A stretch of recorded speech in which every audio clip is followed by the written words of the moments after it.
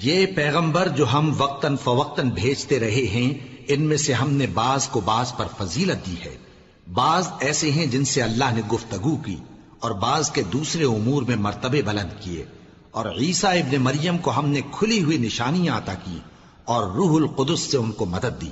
اور اگر اللہ چاہتا تو ان سے پچھلے لوگ اپنے پاس کھلی نشانیاں آنے کے بعد آپس میں نہ لڑتے، لیکن انہوں نے اختلاف کیا تو ان میں سے بعض تو ایمان لے آئے اور بعض کافر ہی رہے۔ اور اگر اللہ چاہتا تو یہ لوگ باہم جنگ و قتال نہ کرتے، لیکن اللہ جو چاہتا ہے کرتا ہے۔ اے ایمان والو، جو مال ہم نے تم کو دیا ہے اس میں سے اس دن کے آنے سے پہلے پہلے خرچ کر لو جس میں نہ اعمال کا سودا ہو اور نہ دوستی اور سفارش ہو سکے، اور کفر کرنے والے لوگ ظالم ہیں۔ اللہ وہ معبود برحق ہے کہ اس کے سوا کوئی عبادت کے لائق نہیں، زندہ ہے، سب کو تھامنے والا، اسے نہ اونگ آتی ہے نہ نیند۔ جو کچھ آسمانوں میں اور جو کچھ زمین میں ہے سب اسی کا ہے۔ کون ہے کہ اس کی اجازت کے بغیر اس سے کسی کی سفارش کر سکے؟ جو کچھ لوگوں کے روبرو ہو رہا ہے اور جو کچھ ان کے پیچھے ہو چکا ہے اسے سب معلوم ہے، اور لوگ اس کی معلومات میں سے کسی چیز پر دسترس حاصل نہیں کر سکتے۔ ہاں، جس قدر وہ چاہتا ہے اسی قدر معلوم کرا دیتا ہے۔ اس کی بادشاہی اور علم آسمان اور زمین سب پر حاوی ہے، اور اسے ان کی حفاظت کچھ بھی دشوار نہیں۔ وہ بڑا عالی رتبہ ہے، جلیل القدر ہے۔ دین اسلام میں کوئی زبردستی نہیں ہے، ہدایت صاف طور پر ظاہر اور گمراہی سے الگ ہو چکی ہے۔ تو جو شخص بتوں سے اعتقاد نہ رکھے اور اللہ پر ایمان لائے، اس نے ایسی مضبوط رسی ہاتھ میں پکڑ لی ہے جو کبھی ٹوٹنے والی نہیں، اور اللہ سب کچھ سنتا ہے، سب کچھ جانتا ہے۔ جو لوگ ایمان لائے ہیں ان کا دوست اللہ ہے کہ اندھیرے سے نکال کر روشنی میں لے جاتا ہے، اور جو کافر ہیں ان کے دوست شیطان ہیں کہ ان کو روشنی سے نکال کر اندھیرے میں لے جاتے ہیں۔ یہی لوگ اہل دوزخ ہیں کہ اس میں ہمیشہ رہیں گے۔ بھلا تم نے اس شخص کو نہیں دیکھا جو اس غرور کے سبب سے کہ اللہ نے اس کو سلطنت بخشی تھی، ابراہیم سے اپنے پروردگار کے بارے میں جھگڑنے لگا؟ جب ابراہیم نے کہا میرا پروردگار تو وہ ہے جو زندگی دیتا ہے اور موت دیتا ہے، وہ بولا کہ زندگی اور موت تو میں بھی دے سکتا ہوں۔ ابراہیم نے کہا کہ اللہ تو سورج کو مشرق سے نکالتا ہے، آپ اسے مغرب سے نکال دیجئے۔ یہ سن کر وہ کافر ہکا بکا رہ گیا، اور اللہ بے انصافوں کو ہدایت نہیں دیا کرتا۔ یا اسی طرح اس شخص کو نہیں دیکھا جس کا ایک بستی پر جو اپنی چھتوں پر گری پڑی تھی گزر ہوا، تو اس نے کہا کہ اللہ اس کے باشندوں کو مرنے کے بعد کیوں کر زندہ کرے گا؟ تو اللہ نے اس کی روح قبض کر لی اور 100 برس تک اس کو مردہ رکھا۔ پھر اس کو جلا اٹھایا اور پوچھا تم کتنا عرصہ مرے پڑے رہے ہو؟ اس نے جواب دیا کہ 1 دن یا اس سے بھی کم۔ اللہ نے فرمایا نہیں، بلکہ 100 برس مرے رہے ہو، اور اپنے کھانے پینے کی چیزوں کو دیکھو کہ اتنی مدت میں مطلق سڑی بسی نہیں، اور اپنے گدھے کو بھی دیکھو جو مرا پڑا ہے۔ غرض ان باتوں سے یہ ہے کہ ہم تم کو لوگوں کے لیے اپنی قدرت کی نشانی بنائیں۔ اور ہاں، گدھے کی ہڈیوں کو دیکھو کہ ہم ان کو کس طرح جوڑے دیتے اور ان پر کس طرح گوشت پوست چڑھائے دیتے ہیں۔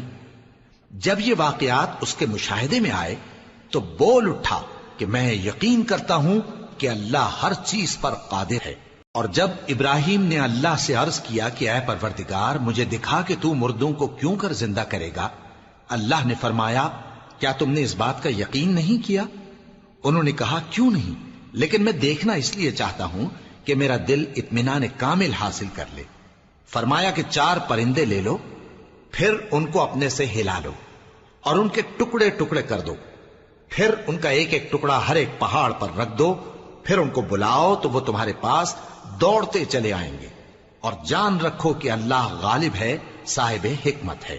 جو لوگ اپنا مال اللہ کی راہ میں خرچ کرتے ہیں ان کے مال کی مثال اس دانے کی سی ہے جس سے 7 بالیں اگیں اور ہر ایک بال میں 100 دانے ہوں، اور اللہ جس کے اجر کو چاہتا ہے اور زیادہ کرتا ہے، اور اللہ کشائش والا ہے، سب کچھ جاننے والا ہے۔ جو لوگ اپنا مال اللہ کے راستے میں صرف کرتے ہیں پھر اس کے بعد نہ اس خرچ کا کسی پر احسان رکھتے ہیں اور نہ کسی کو تکلیف دیتے ہیں، ان کا صلہ ان کے پروردگار کے پاس تیار ہے، اور قیامت کے روز نہ ان کو کچھ خوف ہوگا اور نہ وہ غمگین ہوں گے۔ جس خیرات کے دینے کے بعد لینے والے کو ایذا دی جائے اس سے تو نرم بات کہہ دینی اور درگزر کرنا بہتر ہے، اور اللہ بے نیاز ہے، بردبار ہے۔ مومنوں، اپنے صدقات و خیرات احسان رکھنے اور ایذا دینے سے اس شخص کی طرح برباد نہ کر دینا جو لوگوں کو دکھاوے کے لیے مال خرچ کرتا ہے اور اللہ اور روز آخر پر ایمان نہیں رکھتا، تو اس کے مال کی مثال اس چٹان کی سی ہے جس پر تھوڑی سی مٹی پڑی ہو اور اس پر زور کا مے برس کر اسے صاف کر ڈالے۔ اسی طرح یہ ریاکار لوگ اپنے اعمال کا کچھ بھی صلہ حاصل نہیں کر سکیں گے، اور اللہ ایسے ناشکروں کو ہدایت نہیں دیا کرتا۔ اور جو لوگ اللہ کی خوشنودی حاصل کرنے کے لیے اور خلوص نیت سے اپنا مال خرچ کرتے ہیں، ان کی مثال ایک باغ کی سی ہے جو اونچی جگہ پر واقع ہو، جب اس پر زور کا مے پڑے تو دگنا پھل لائے، پھر اگر مے نہ بھی پڑے تو خیر پھوار ہی صحیح، اور اللہ تمہارے کاموں کو دیکھ رہا ہے۔ بھلا تم میں کوئی یہ چاہتا ہے کہ اس کا کھجوروں اور انگوروں کا باغ ہو جس میں نہریں بہہ رہی ہوں اور اس میں اس کے لیے ہر قسم کے میوے موجود ہوں اور اسے بڑھاپا آ پکڑے اور اس کے ننھے ننھے بچے بھی ہوں، تو ناگہاں اس باغ پر آگ کا بھرا ہوا بگولا چلے، پس وہ جل جائے۔ اس طرح اللہ تم سے اپنی آیتیں کھول کھول کر بیان فرماتا ہے تاکہ تم سوچو اور سمجھو۔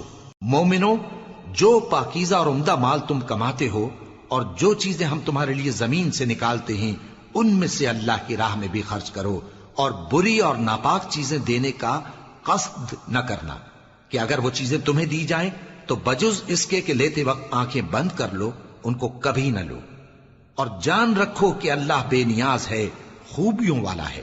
شیطان تمہیں تنگ دستی کا خوف دلاتا اور بے حیائی کے کام کرنے کو کہتا ہے، اور اللہ تم سے اپنی بخشش اور رحمت کا وعدہ کرتا ہے، اور اللہ کشائش والا ہے، سب کچھ جاننے والا ہے۔ وہ جس کو چاہتا ہے دانائی بخشتا ہے، اور جس کو دانائی ملی بے شک اس کو بڑی نعمت ملی۔ اور نصیحت تو وہی لوگ قبول کرتے ہیں جو عقل مند ہیں، اور تم اللہ کی راہ میں جس طرح کا خرچ کرو یا کوئی نذر مانو اللہ اس کو جانتا ہے، اور ظالموں کا کوئی مددگار نہ ہوگا۔ اگر تم خیرات ظاہر کر کے دو تو وہ بھی خوب ہے، اور اگر پوشیدہ دو اور دو بھی ضرورت مندوں کو تو یہ تمہارے لیے بہتر ہے، اور اس طرح کا دینا تمہارے گناہوں کو بھی دور کرے گا، اور اللہ کو تمہارے سب کاموں کی خبر ہے۔ اے نبی صلی اللہ علیہ وآلہ وسلم، تم ان لوگوں کی ہدایت کے ذمہ دار نہیں ہو، بلکہ اللہ ہی جس کو چاہتا ہے ہدایت بخشتا ہے۔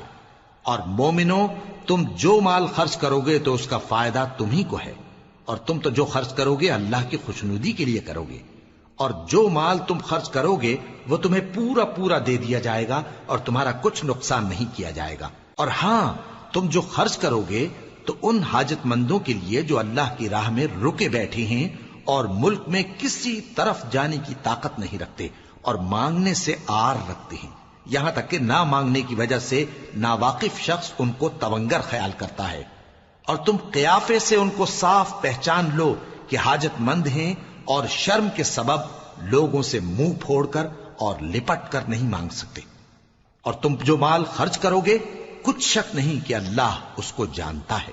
جو لوگ اپنا مال رات اور دن اور پوشیدہ اور ظاہر اللہ کی راہ میں خرچ کرتے رہتے ہیں، ان کا صلہ ان کے پروردگار کے پاس ہے، اور ان کو قیامت کے دن نہ کسی طرح کا خوف ہوگا اور نہ غم۔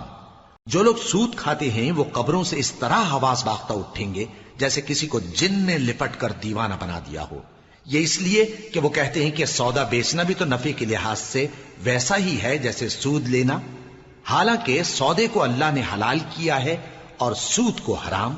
تو جس شخص کے پاس اللہ کی نصیحت پہنچی اور وہ سود لینے سے باز آ گیا تو جو پہلے ہو چکا وہ اس کا، اور قیامت میں اس کا معاملہ اللہ کے سپرد، اور جو پھر لینے لگا تو ایسے لوگ دوزخی ہیں کہ ہمیشہ دوزخ میں جلتے رہیں گے۔ اللہ سود کو نابود یعنی بے برکت کرتا اور خیرات کی برکت کو بڑھاتا ہے، اور اللہ کسی ناشکر گناہگار کو دوست نہیں رکھتا۔ جو لوگ ایمان لائے اور نیک عمل کرتے اور نماز پڑھتے اور زکوٰۃ دیتے رہے، ان کو ان کے کاموں کا صلہ اللہ کے ہاں ملے گا، اور قیامت کے دن ان کو نہ کچھ خوف ہوگا اور نہ وہ غمناک ہوں گے۔ مومنو، اللہ سے ڈرو، اور اگر ایمان رکھتے ہو تو جتنا سود باقی رہ گیا ہے اس کو چھوڑ دو، پھر اگر ایسا نہ کرو گے تو تم اللہ اور اس کے رسول کی طرف سے اعلان جنگ سن لو، اور اگر توبہ کر لو گے اور سود چھوڑ دو گے تو تم کو اپنی اصل رقم لینے کا حق ہے، جس میں نہ اوروں کا نقصان اور نہ تمہارا نقصان۔ اور اگر قرض لینے والا تنگ دست ہو تو اسے کشائش کے حاصل ہونے تک مہلت دو، اور اگر زر قرض بخش دو تو وہ تمہارے لیے زیادہ اچھا ہے، بشرطے کہ سمجھو۔ اور اس دن سے ڈرو جبکہ تم اللہ کے حضور میں لوٹ کر جاؤ گے، اور ہر شخص اپنے اعمال کا پورا پورا بدلہ پائے گا اور کسی کو کچھ نقصان نہ ہوگا۔ مومنو، جب تم آپس میں کسی میعاد معین کے لیے قرض کا معاملہ کرنے لگو تو اس کو لکھ لیا کرو، اور لکھنے والا تم میں کسی کا نقصان نہ کرے بلکہ انصاف سے لکھے۔ نیز لکھنے والا جیسا اللہ نے اسے سکھایا ہے لکھنے سے انکار بھی نہ کرے اور دستاویز لکھ دے، اور جو شخص قرض لے وہی دستاویز کا مضمون بول کر لکھوائے، اور اللہ سے کہ اس کا مالک ہے خوف کرے، اور زر قرض میں سے کچھ کم نہ لکھوائے۔ اور اگر قرض لینے والا کم عقل یا ضعیف ہو یا مضمون لکھوانے کی قابلیت نہ رکھتا ہو تو جو اس کا ولی ہو وہ انصاف کے ساتھ مضمون لکھوائے، اور اپنے میں سے 2 مردوں کو ایسے معاملے کے گواہ کر لیا کرو، اور اگر 2 مرد نہ ہوں تو 1 مرد اور 2 عورتیں جن کو تم گواہ پسند کرو کافی ہیں، کہ اگر ان میں سے ایک بھول جائے گی تو دوسری اسے یاد دلا دے گی۔ اور جب گواہ گواہی کے لیے طلب کیے جائیں تو انکار نہ کریں، اور قرض تھوڑا ہو یا بہت اس کی دستاویز کے لکھنے لکھانے میں سستی نہ کرنا۔ یہ بات اللہ کے نزدیک نہایت قرین انصاف ہے، اور شہادت کے لیے بھی یہ بہت درست طریقہ ہے۔ اس سے تم کو کسی طرح کا شک و شبہ بھی نہیں پڑے گا۔ ہاں، اگر سودا دست بدست ہو جو تم آپس میں لیتے دیتے ہو تو اگر ایسے معاملے کے دستاویز نہ لکھو تو تم پر کچھ گناہ نہیں۔ اور جب خرید و فروخت کیا کرو، مثلا زمین جائیداد کی، تو بھی گواہ کر لیا کرو، اور کاتب دستاویز اور گواہ معاملہ کرنے والوں کا کسی طرح کا نقصان نہ کریں۔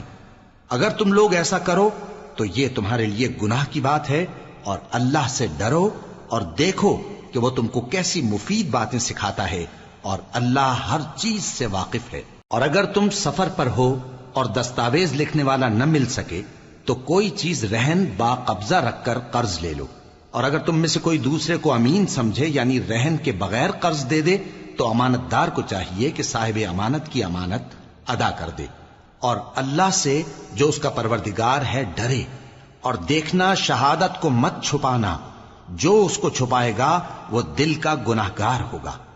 اور اللہ تمہارے سب کاموں سے واقف ہے، جو کچھ آسمانوں میں اور جو کچھ زمین میں ہے سب اللہ ہی کا ہے۔ تم اپنے دلوں کی بات کو ظاہر کرو گے تو اور چھپاؤ گے تو اللہ تم سے اس کا حساب لے گا، پھر وہ جسے چاہے مغفرت کرے اور جسے چاہے عذاب دے، اور اللہ ہر چیز پر قادر ہے۔ رسول اللہ صلی اللہ علیہ وآلہ وسلم اس کتاب پر جو ان کے پروردگار کی طرف سے ان پر نازل ہوئی ایمان رکھتے ہیں، اور مومن بھی سب اللہ پر اور اس کے فرشتوں پر اور اس کی کتابوں پر اور اس کے پیغمبروں پر ایمان رکھتے ہیں، اور کہتے ہیں کہ ہم اس کے پیغمبروں سے کسی میں کچھ فرق نہیں کرتے، اور وہ اللہ سے عرض کرتے ہیں کہ ہم نے تیرا حکم سنا اور قبول کیا۔ اے پروردگار، ہم تیری بخشش مانگتے ہیں اور تیری ہی طرف لوٹ کر جانا ہے۔ اللہ کسی شخص کو اس کی طاقت سے زیادہ کا ذمہ دار نہیں بناتا۔ اچھے کام کرے گا تو اس کو ان کا فائدہ ملے گا، برے کرے گا تو اسے ان کا نقصان پہنچے گا۔ اے پروردگار، اگر ہم سے بھول یا چوک ہو گئی ہو تو ہم سے مواخذہ نہ کیجو۔ اے پروردگار، ہم پر ایسا بوجھ نہ ڈالیو جیسا تو نے ہم سے پہلے لوگوں پر ڈالا تھا۔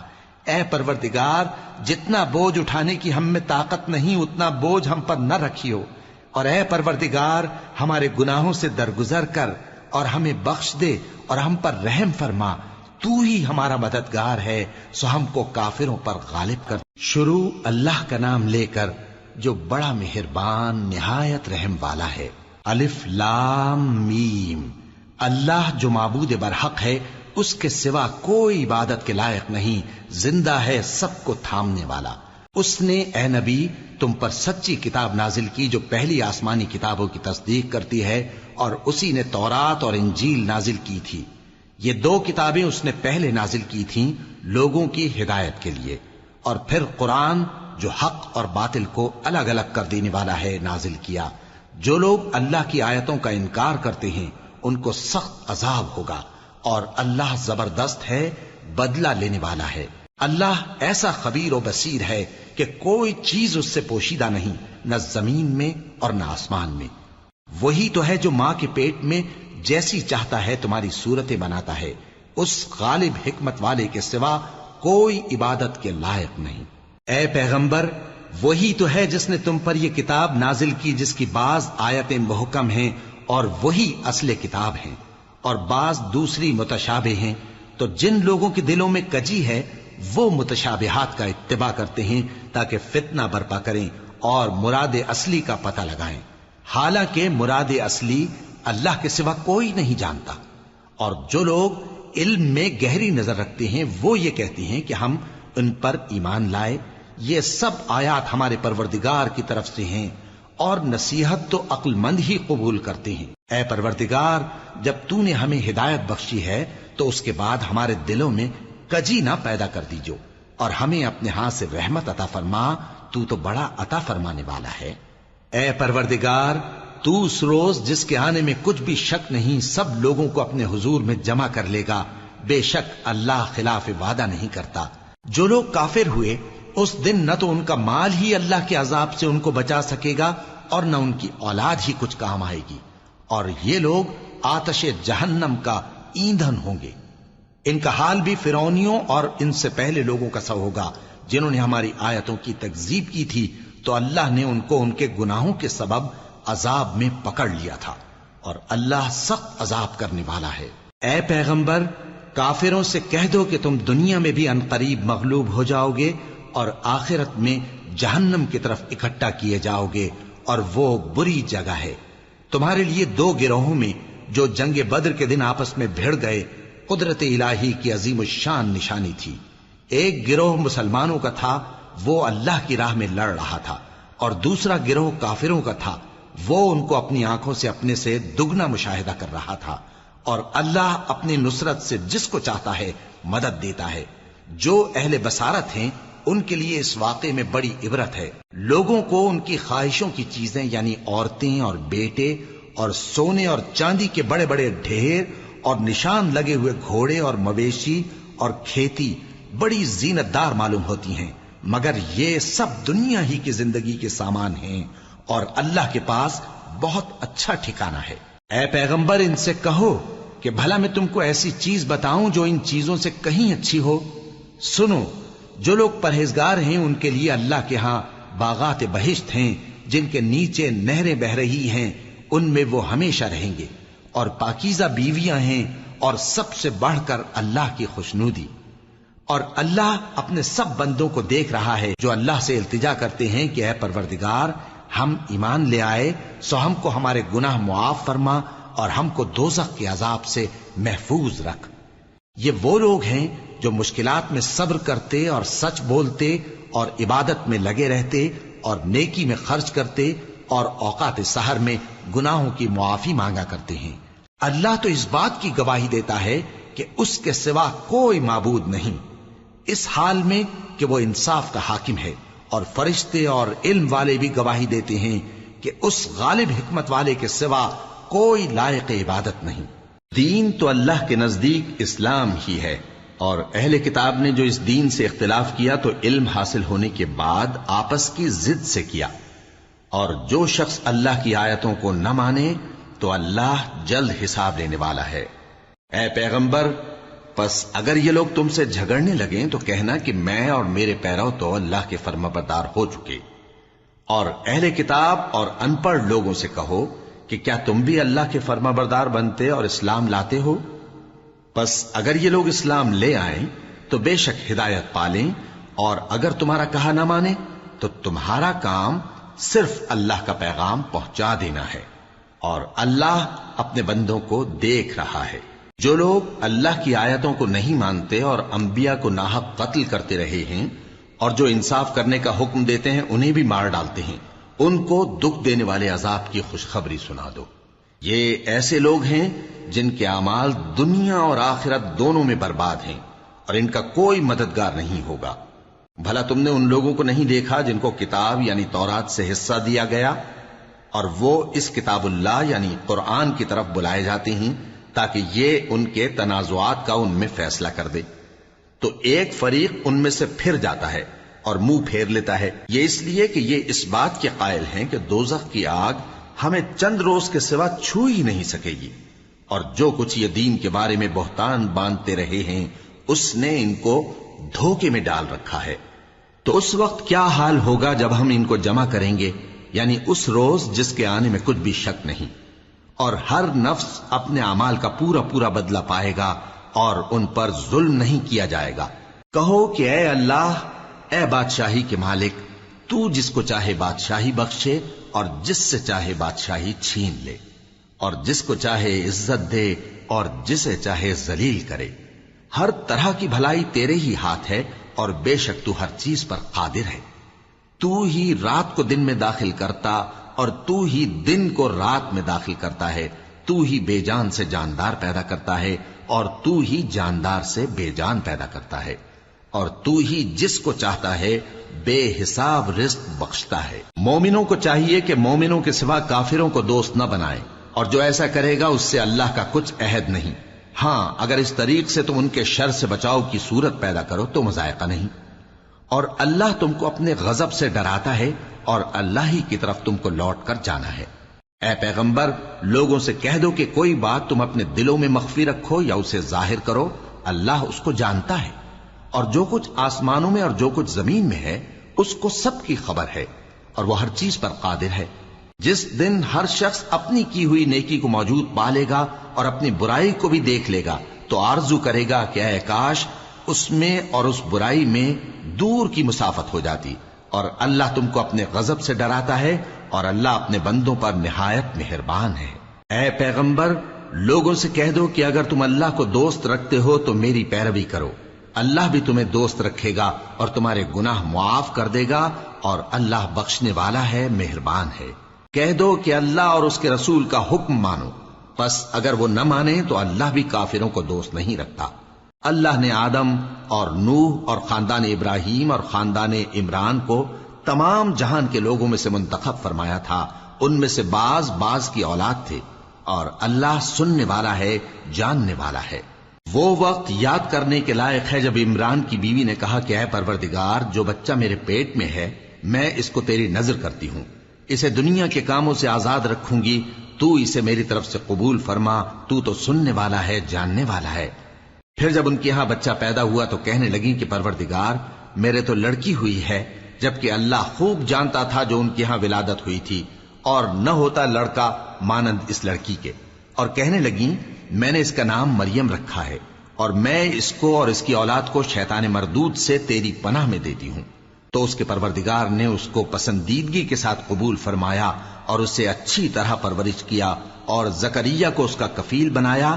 زکریا جب کبھی عبادت گاہ میں اس کے پاس جاتے تو اس کے پاس کھانا پاتے۔ یہ کیفیت دیکھ کر ایک دن مریم سے پوچھنے لگے کہ مریم، یہ کھانا تمہارے پاس کہاں سے آتا ہے؟ وہ بولی کہ اللہ کے ہاں سے آتا ہے، بے شک اللہ جسے چاہتا ہے بے حساب رزق دیتا ہے۔ اس وقت زکریا نے اپنے پروردگار کو پکارا، عرض کی کہ پروردگار، مجھے اپنی طرف سے اولاد صالح عطا فرما، تو بے شک دعا سننے والا ہے۔ چنانچہ وہ ابھی عبادت گاہ میں کھڑے نماز ہی پڑھ رہے تھے کہ فرشتوں نے آواز دی کہ زکریا، اللہ تمہیں یحییٰ کی بشارت دیتا ہے، جو کلمۃ اللہ یعنی عیسیٰ کی تصدیق کریں گے اور سردار ہوں گے اور عورتوں سے رغبت نہ رکھنے والے اور ایک پیغمبر یعنی نیکوکاروں میں ہوں گے۔ زکریا نے کہا، اے پروردگار، میرے ہاں لڑکا کیوں کر پیدا ہوگا کہ میں تو بڈھا ہو گیا ہوں اور میری بیوی بانجھ ہے؟ فرمایا، اسی طرح اللہ جو چاہتا ہے کرتا ہے۔ زکریا نے کہا کہ پروردگار، میرے لیے کوئی نشانی مقرر فرما دے۔ فرمایا، تمہاری نشانی یہ ہے کہ تم لوگوں سے 3 دن اشارے کے سوا بات نہ کر سکو گے، تو ان دنوں میں اپنے پروردگار کی کثرت سے یاد اور صبح و شام اس کی تسبیح کرنا۔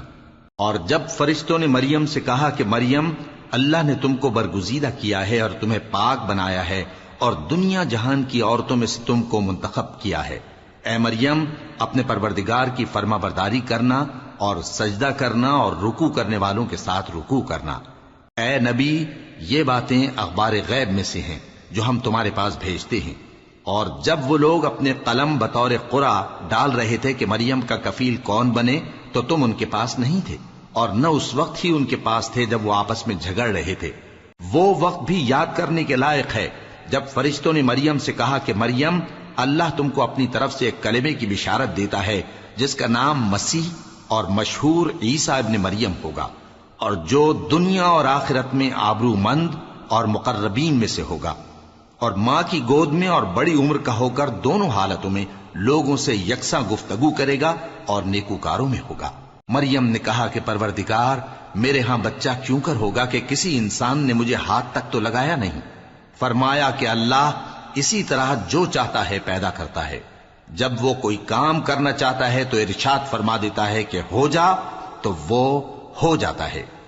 اور وہ اسے کتاب و حکمت اور تورات اور انجیل کا علم عطا کرے گا، اور عیسیٰ بنی اسرائیل کی طرف پیغمبر ہو کر جائیں گے اور کہیں گے کہ میں تمہارے پاس تمہارے پروردگار کی طرف سے نشانی لے کر آیا ہوں، وہ یہ کہ تمہارے سامنے مٹی سے پرندے کی صورت بناتا ہوں، پھر اس میں پھونک مارتا ہوں تو وہ اللہ کے حکم سے سچ مچ پرندہ ہو جاتا ہے، اور پیدائشی اندھے اور ابرص کو تندرست کر دیتا ہوں، اور اللہ کے حکم سے مردوں کو زندہ کر دیتا ہوں، اور جو کچھ تم کھا کر آتے ہو اور جو اپنے گھروں میں جمع کر رکھتے ہو سب تم کو بتا دیتا ہوں۔ اگر تم صاحب ایمان ہو تو ان باتوں میں تمہارے لیے نشانی ہے، اور مجھ سے پہلے جو تورات نازل ہوئی تھی اس کی تصدیق بھی کرتا ہوں، اور میں اس لیے بھی آیا ہوں کہ بعض چیزیں جو تم پر حرام تھیں ان کو تمہارے لیے حلال کر دوں، اور میں تو تمہارے پروردگار کی طرف سے نشانی لے کر آیا ہوں، تو اللہ سے ڈرو اور میرا کہا مانو۔ کچھ شک نہیں کہ اللہ ہی میرا اور تمہارا پروردگار ہے، تو اسی کی عبادت کرو، یہی سیدھا رستہ ہے۔ پھر جب عیسیٰ نے ان کی طرف سے انکار و نافرمانی ہی دیکھی تو کہنے لگے کہ کوئی ہے جو اللہ کا طرفدار اور میرا مددگار ہو؟ حواری بولے کہ ہم اللہ کے طرفدار اور آپ کے مددگار ہیں، ہم اللہ پر ایمان لائے اور آپ گواہ رہیں کہ ہم فرمانبردار ہیں۔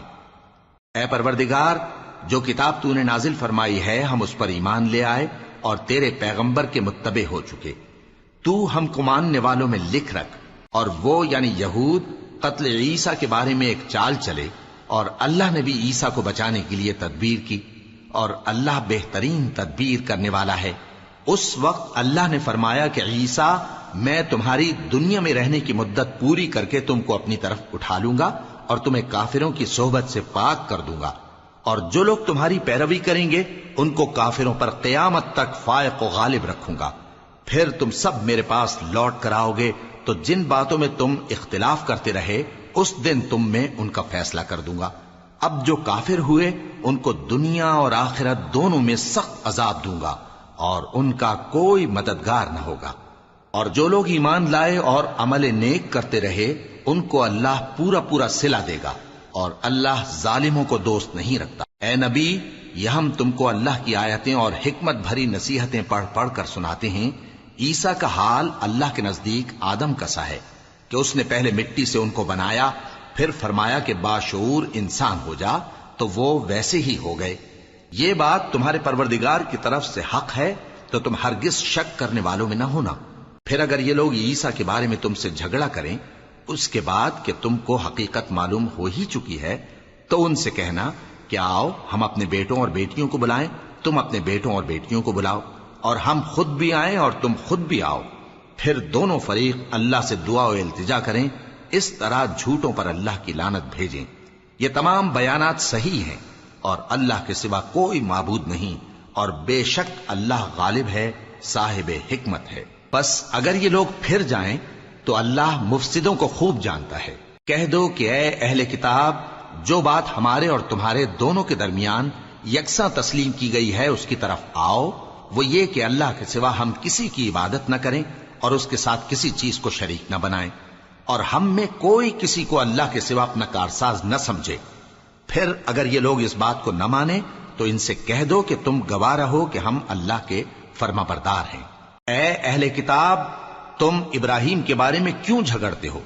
حالانکہ تورات اور انجیل ان کے بعد اتری ہیں اور وہ پہلے ہو چکے، تو کیا تم عقل نہیں رکھتے؟ دیکھو، ایسی بات میں تو تم نے جھگڑا کیا ہی تھا جس کا تمہیں کچھ علم تھا بھی، مگر ایسی بات میں کیوں جھگڑتے ہو جس کا تم کو کچھ بھی علم نہیں؟ اور اللہ جانتا ہے اور تم نہیں جانتے۔ ابراہیم نہ تو یہودی تھے اور نہ عیسائی، بلکہ سب سے بے تعلق ہو کر ایک اللہ کے ہو رہے تھے اور اسی کے فرما بردار تھے اور مشرکوں میں نہ تھے۔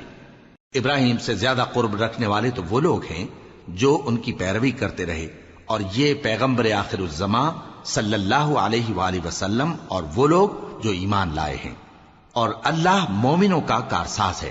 اے اہل اسلام، بعض اہل کتاب اس بات کی خواہش رکھتے ہیں کہ کسی طرح تم کو گمراہ کر دیں، حالانکہ یہ تم کو کیا گمراہ کریں گے، اپنے آپ کو ہی گمراہ کر رہے ہیں اور نہیں جانتے۔ اے اہل کتاب، تم اللہ کی آیتوں سے کیوں انکار کرتے ہو اور تم تورات کو مانتے تو ہو؟ اے اہل کتاب، تم سچ کو جھوٹ کے ساتھ خلط ملط کیوں کرتے ہو اور حق کو کیوں چھپاتے ہو جبکہ تم جانتے بھی ہو؟ اور اہل کتاب کا ایک گروہ اپنے آدمیوں سے کہتا ہے کہ جو کتاب مومنوں پر نازل ہوئی ہے اس پر دن کے شروع میں تو ایمان لے آیا کرو اور اس کے آخر میں انکار کر دیا کرو، تاکہ وہ اسلام سے برگشتہ ہو جائیں اور اپنے دین کے پیروں کے سوا کسی اور کی بات کا یقین نہ کر لینا۔ اے پیغمبر، کہہ دو کہ ہدایت تو اللہ ہی کی ہدایت ہے۔ وہ یہ بھی کہتے ہیں، یہ بھی نہ ماننا کہ جو چیز تم کو ملی ہے ویسی کسی اور کو بھی مل سکتی ہے، ورنہ وہ تم پر تمہارے رب کے روبرو حجت قائم کر دیں گے۔ اے پیغمبر، کہہ دو کہ بزرگی اللہ ہی کے ہاتھ میں ہے، وہ جسے چاہتا ہے دیتا ہے، اور اللہ کشائش والا ہے، علم والا ہے۔ وہ اپنی رحمت سے جس کو چاہتا ہے خاص کر لیتا ہے، اور اللہ بڑے فضل کا مالک ہے۔ اور اہل کتاب میں سے کوئی تو ایسا ہے کہ اگر تم اس کے پاس دیناروں کا ڈھیر امانت رکھ دو تو تم کو فوراً واپس دے دے، اور کوئی اس طرح کا ہے کہ اگر اس کے پاس ایک دینار بھی امانت رکھو تو جب تک اس کے سر پر ہر وقت کھڑے نہ رہو تمہیں دے ہی نہیں۔ یہ اس لیے کہ وہ کہتے ہیں کہ امیوں کے بارے میں ہم سے مواخذہ نہیں ہوگا۔ یہ اللہ پر محض جھوٹ بولتے ہیں اور اس بات کو جانتے بھی ہیں۔ ہاں، کیوں نہیں، جو شخص اپنے اقرار کو پورا کرے اور پرہیزگار بنا رہے تو اللہ بھی پرہیزگاروں کو دوست رکھتا ہے۔ جو لوگ اللہ کے اقراروں اور اپنی قسموں کو بیچ ڈالتے ہیں اور ان کے عوض تھوڑی سی قیمت حاصل کرتے ہیں، ان کا آخرت میں کچھ حصہ نہیں۔ ان سے اللہ نہ تو کلام کرے گا اور نہ قیامت کے روز ان کی طرف دیکھے گا، اور نہ ان کو پاک کرے گا، اور ان کو دکھ دینے والا عذاب ہوگا۔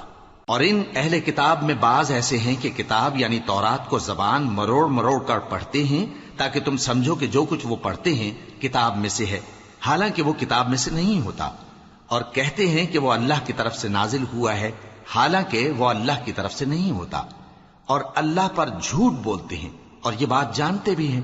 کسی آدمی کو شایع نہیں کہ اللہ اسے کتاب اور حکومت اور نبوت عطا فرمائے پھر وہ لوگوں سے کہے کہ اللہ کو چھوڑ کر میرے بندے ہو جاؤ، بلکہ اس کو یہ کہنا چاہیے کہ اے اہل کتاب، تم ربانی ہو جاؤ، کیونکہ تم کتاب کی تعلیم بھی دیتے ہو اور کیونکہ پڑھتے پڑھاتے رہتے ہو۔